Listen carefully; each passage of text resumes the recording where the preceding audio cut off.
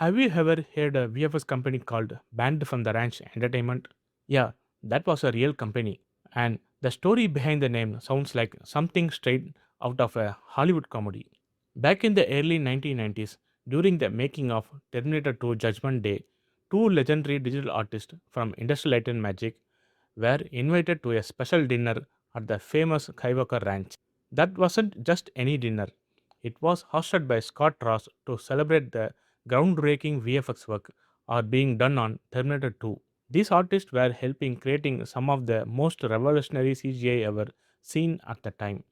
But during the dinner, both of them were disappeared. Nobody knew where they went. After a search, it seems like they were sneaking out the George Lucas private office and triggered the infrared security alarm, and the ranch guards were not amused. Apparently, some of the people at ILM wanted to fire them immediately. Scott Ross stepped in and convinced not to fire them, the most important digital artist working on T2. So instead, they got punished in most legendary way possible. No races for 1 year, no working on future of Star Wars films, and permanently banned from visiting the Skywalker Ranch.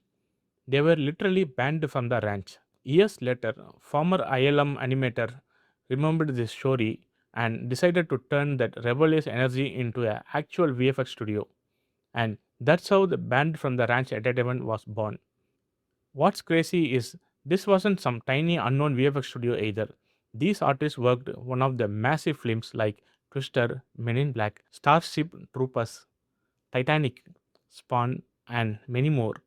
A company born from two artists that accidentally sneaking into George Lucas' office. Honestly, early VFX industry stories feels like less like corporate story and more like rock band documentaries. What makes this story interesting isn't just a funny incident. Psychologically, it says a lot about the kind of people the VFX industry was built by. A lot of VFX artists were not just normal corporate employees, they were obsessive with problem solving, hacking, experimenting, and creative levels. Back in early CGI era, there were no tutorials on YouTube, no online courses, and no established workflow. Most of these artists were figuring things out in real time while trying to create images nobody had ever seen before.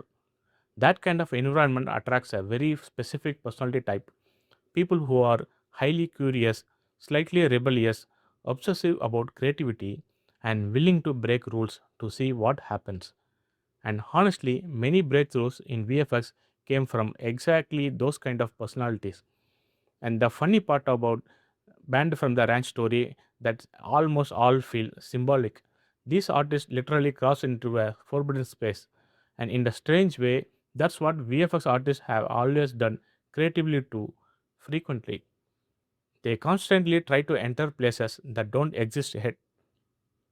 They push the technology into areas it wasn't designed for. They experiment, they break pipelines, they stay overnight trying to do random ideas, hoping something works. Sometimes the industry celebrates that behavior, sometimes it punishes it.